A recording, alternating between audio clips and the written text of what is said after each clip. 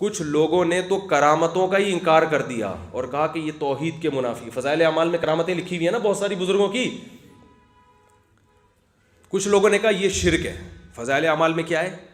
شرک ہے. فلاں بزرگ نے یہ کر دیا، فلاں بزرگ نے یہ کر دیا، تو یہ کیا ہے؟ شرک ہے. یہ ایک انتہا ہے. ایک صاحب کا میرے پاس فون آیا، کہنے لگے یار آپ کے فضائل صدقات اور فضائل اعمال میں تو شرک بھرا ہوا ہے. میں نے کہا کیسے؟ انہوں نے کہا وہ فلاں بزرگ نے مردے کو زندہ کر دیا، یہ کر دیا، پتہ نہیں وہ کر دیا، یہ تو شرک ہے. میں نے کہا کیوں شرک ہے؟ انہوں نے کہا یہ تو اللہ کے پاس اختیارات ہیں. تو میں نے کہا بھائی وہ بزرگ نے اگر کوئی ایسی کرامت کسی نے دیکھی ہے تو بزرگ نے نہیں کیا، وہ کیا کس نے؟ اللہ نے کیا. تو اللہ بعض دفعہ کسی بزرگ کے ہاتھ پہ کچھ بھی کر سکتا ہے. تو اس سے یہ نہیں ہم مانتے کہ ان بزرگوں کے پاس اختیارات آ گئے. وہ بیچارے پہلے بھی کمزور تھے، اب بھی کیا ہیں؟ کمزور. تو فضائل اعمال میں جو کرامتیں ہیں وہ کرامت ہے، اس کا مطلب ان بزرگ کی طرف نسبت مجازن ہوتی ہے کہ ان بزرگ نے کر دیا. مجازی نسبت ہوتی ہے. جیسے ہم جبریل نے حضرت مریم کو اولاد دے دی نہیں دی اللہ نے، مجازن، کیونکہ ذریعہ بنے ہیں نا، تو ان کی طرف نسبت کر دی.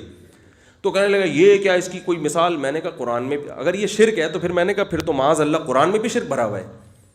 قرآن میں آتا ہے کہ سلیمان علیہ السلام اپنے دربار میں بیٹھے ہوئے اپنے محل میں، اور ملکہ سبا کے بارے میں رپورٹ مل گئی. ہدہد نے آگے بتا دیا کہ وہ چل پڑی ہے، آ رہی ہے، انسان بن کے کیا ہو رہی ہے؟ وہ آ رہی ہے.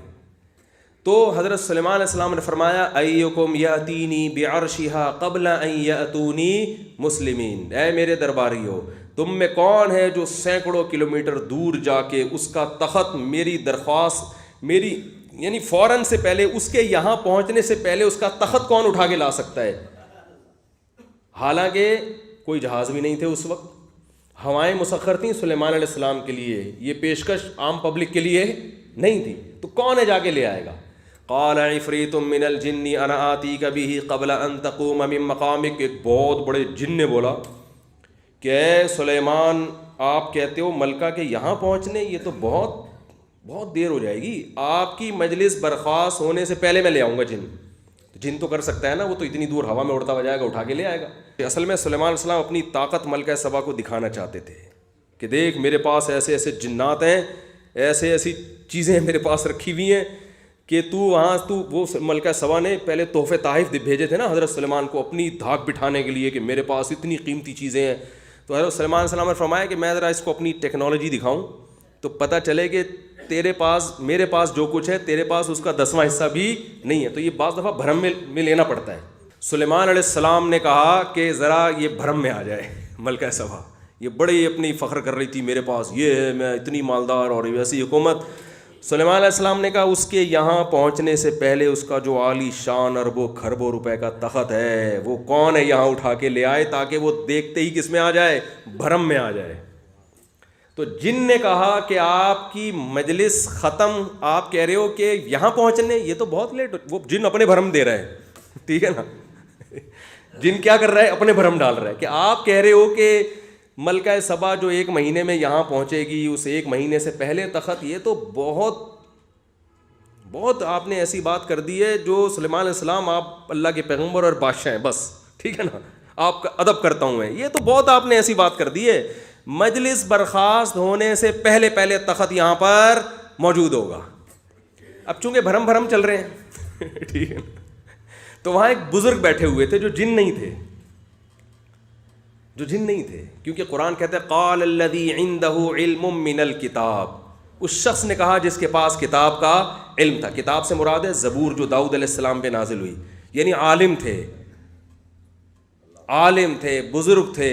انہوں نے کہا کہ یہ کہہ رہا ہے کہ مجلس ختم ہونے کے بعد میں تخت لے کر آؤں گا. بہت لیٹ. یہ میرا اپنا اسٹائل ہے، ٹھیک ہے نا. بہت تاخیر ہو جائے گی حضرت. بھرم اس کو نہیں کہتے. انا آتی کا بھی، میں تخت لے کر آؤں گا قبل ان یرتد الیک طرفک، آپ کی پلک جھپکنے سے پہلے. یہ کہا اور تخت موجود ہے. نہیں آ رہی بات. اب یہ واقعہ اگر قرآن میں نہ ہوتا، صرف فضائل اعمال میں ہوتا، تو فضائل اعمال پہ کیا فتویٰ لگتا؟ شرک. اس لیے کہ آپ کو شرک کی ڈیفینیشن معلوم نہیں ہے. آپ نے بس ایک توحید کا لفظ یاد کر لیا.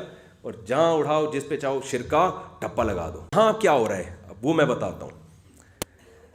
اصل میں یہ بزرگ کی کرامت تھی, سمجھ رہے ہو. ان کو اللہ کی طرف سے الہام ہو گیا کہ آج اللہ آپ کے ہاتھ پر ایسی کرامت ظاہر کرے گا, ایسی کرامت کہ آپ اشارہ کرو گے اور سیکنڈ سے بھی پہلے تخت حاضر ہوگا. اشارہ کریں, انہوں نے کیا اور تخت حاضر. تو یہ ان بزرگ کا کام نہیں ہے, کوئی کسی بزرگ کے پاس یہ طاقت نہیں ہے. یہ کس کا کام ہے؟ اللہ کا, جو اللہ نے ان بزرگ کے ہاتھوں پر کیا, اور کرنے سے پہلے اللہ نے ان کو بتا دیا کہ میں آپ کے ہاتھ پہ یہ کرامت ظاہر کرنا چاہتا ہوں. اس سے ایک اور اشکال کا جواب ہو گیا جو فضائل اعمال پہ کرتے ہیں. لوگ کہتے ہیں کہ صحابہ کے ہاتھ پر تو یہ کرامت ظاہر نہیں ہوئی, فضائل اعمال کے بزرگوں کے ہاتھ پہ کرامت ہو گئی, تو کیا وہ صحابہ سے بھی بڑے ہو گئے؟ بھائی کرامت ظاہر ہونے سے کسی کا مقام دوسرے سے بڑا نہیں ہوتا. اس لیے کہ پھر یہ اشکال تو وہاں بھی ہوگا کہ سلیمان علیہ السلام تو پیغمبر ہیں, بادشاہ ہیں, اللہ کے برگزیدہ پیغمبر ہیں, وہ تو تخت لا نہیں سکے. وہ تو 1 مہینے کا انتظار کر رہے ہیں کہ بھائی اگر نیچرل طریقے سے آئے گا تو 1 مہینہ تو لگے گا کم از کم, ہوا میں بھی اڑ کے جائیں گے تو ٹائم لگے گا نا. کوئی اخپل طریقے سے کوئی لے کر آئے, کوئی کس طریقے سے لے کر آئے, اخپل طریقے. پشتو کوئی پٹھان بھائی بیٹھے ہوئے, اخپل کا لفظ نہیں, مزہ نہیں آئے گا. اخپل طریقہ مطلب ہوتا ہے اپنے طریقے سے لے کر آئے, کوئی وکری اسٹائل میں لے کر آئے, تو جن ہی لا سکتا ہے یا کوئی کرامت ہو سکتی ہے. تو وہ کرامت جو حضرت سلیمان علیہ السلام کے ہاتھ پہ ظاہر نہیں ہوئی, وہ ان کے درباری میں سے ایک امتی کے ہاتھ پہ ظاہر ہو رہی ہے.